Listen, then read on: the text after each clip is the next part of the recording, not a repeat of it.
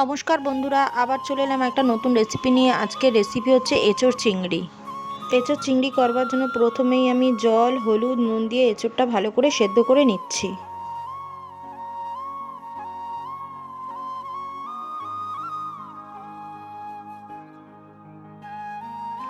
বাটা মশলায় লাগছে কুচনো পেঁয়াজ,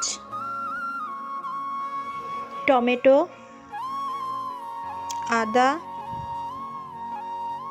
রসুন আর লাগছে কাঁচা লঙ্কা। সব দিয়ে একসঙ্গে বেটে নেব। বাটা মশলাটা এদিকে আমার এঁচোড়টাও সেদ্ধ হয়ে গেছে। এবার জল ঝরিয়ে নেব। প্রথমে আমি চিংড়ি মাছটায় নুন হলুদ মাখিয়ে ভালো করে ভেজে নেব।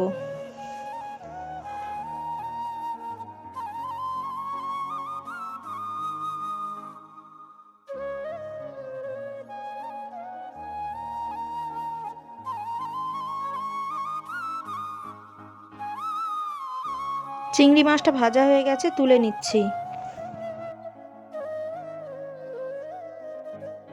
চিংড়ি মাছ ভাজার তেলের মধ্যেই আর একটু তেল দিয়ে নিচ্ছি। তেলটা নিয়ে গরম করে নিচ্ছি। ফোড়নে দিচ্ছি জিরে, তেজপাতা দিয়ে ফোড়নটা ভালো করে ভেজে নিচ্ছি।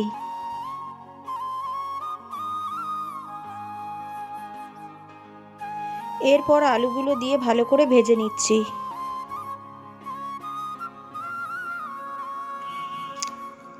আলুগুলো ভাজা হয়ে গেছে, এবারে এঁচোড়গুলো দিয়ে দিচ্ছি। এবারে এঁচোড়টাও ভালো করে আলুর সঙ্গে ভেজে নিচ্ছি।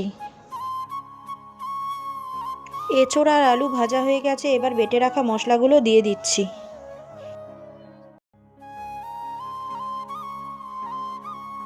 একটু মিশিয়ে নিচ্ছি। মেশাবার পর এতে দিচ্ছি নুন,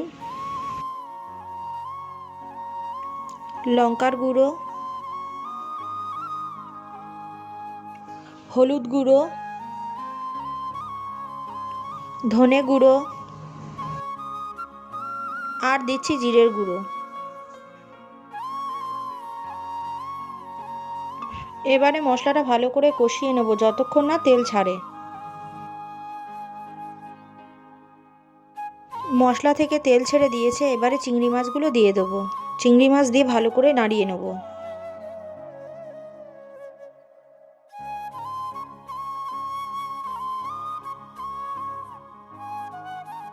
সব কিছু সুন্দর করে কষে গেছে, এবারে জল ঢেলে দেবো।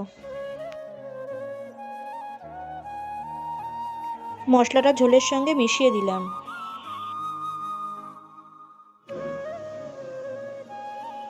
ঝোল ফুটে উঠেছে, ওপর থেকে গরম মশলা দিয়ে দিলাম।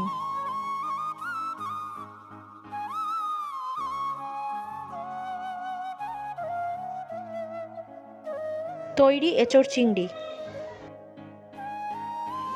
আমার রান্নাটা ভালো লাগলে লাইক কমেন্ট শেয়ার করবেন। আর আমার চ্যানেলে নতুন বন্ধু হলে সাবস্ক্রাইব করে পাশে থাকবেন।